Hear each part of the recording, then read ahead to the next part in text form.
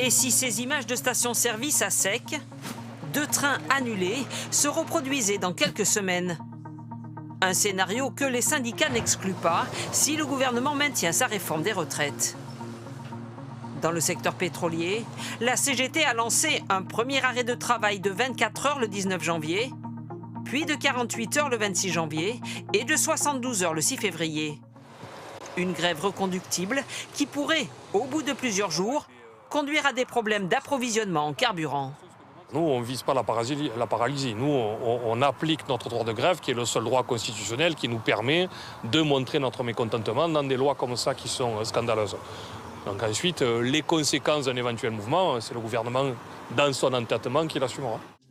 Énergie, fonction publique, station de ski, Quai d'Orsay pour la première fois, transport.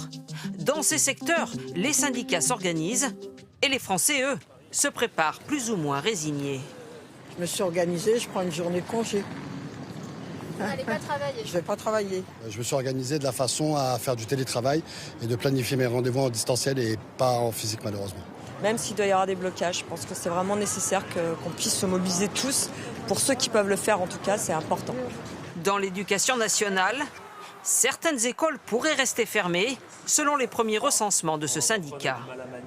Le 19, je vous l'assure, vu les remontées de terrain, sera massif. Il y aura beaucoup de collègues dans le monde de l'éducation et dans la fonction publique, en grève et dans les manifestations. Ce matin, lors d'un déplacement, Elisabeth Borne appelle les syndicats à la responsabilité. Il y a un droit de grève, il y a un droit de manifester, mais je pense que c'est important aussi de ne pas pénaliser les Français. Le 19 janvier aura valeur de test pour le gouvernement comme pour les syndicats.